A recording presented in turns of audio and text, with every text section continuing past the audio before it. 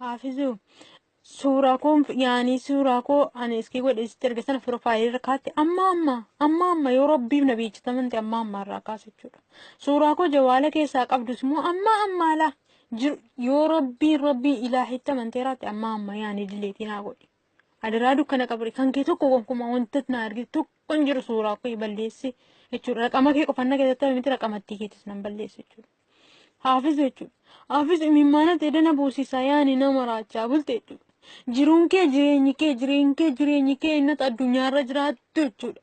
Hamma dhaqee galma ga'utti boo'ichitti haa ta'u jiruun kee jireenyi kee haafis jaalalasiif qabu yaanii namni jaalalaaf namni uleef hin jilbeeffanne jedhan jaalalaaf jilbeeffataa jedhanii isa jedhaniin malee yaani dhiirri tokko dhibeefi miti jechuudha. Hiree kootis dhabeefi miti haafis jechuudha. Haafis yaani jaalalaan namoota malee wantatti gonkumaa wantatti namoota hin jiru jechuudha. Jaalallaan namoota miti.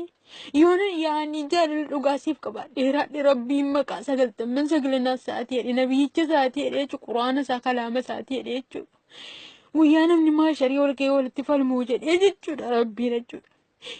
Jiruun kee jireenyi keessatti haadhaa waafis. Yaada muraada kee rabbiin guutii.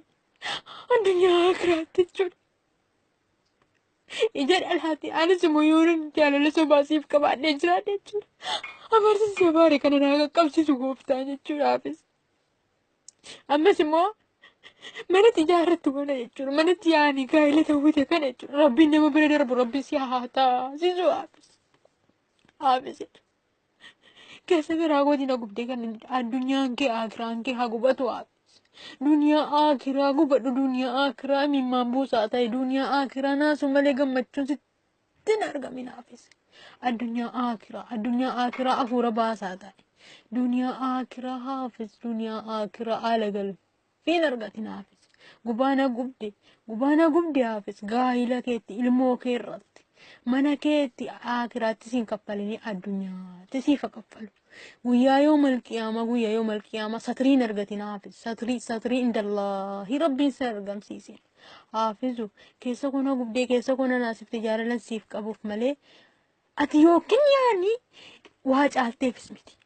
Dahaba wayitaateefis miti jechuudha. Warqee wayitaateefis miti. Laakiin jaalala warqee jaaladhaafan akkas maraadha malee jechuudha. Yoona jaalala kee dhabee yoona immoo ani inni jedhee mucaa kanatti yaani hawwii kee dhabee jechuudha. Hawwee naa dhabsiisu anas. Sis immoo akkasii miti. Ati jaalallee qabaata mana ittiin irraa adda baatu dhabdee afaan lakkoofsi kee biizii ta'e naan jetta miti. Jiruun kee jireenyi kee biizii sitti ta'e ta'aafis.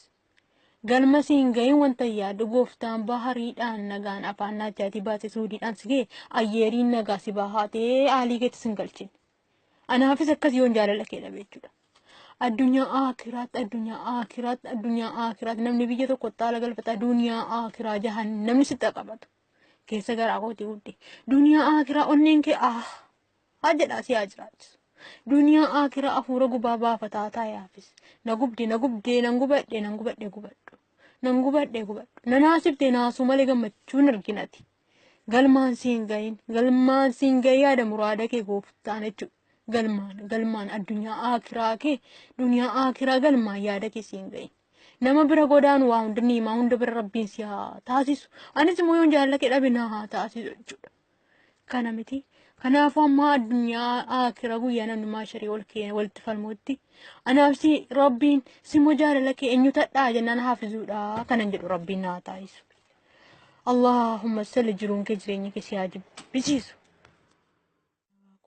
Hafizu suuraa koo ani iskii godhe erga sana piroofaayilii irra kaa'atte amma yoo rabbiif na beeksifamante amma irraa kaasa jechuudha.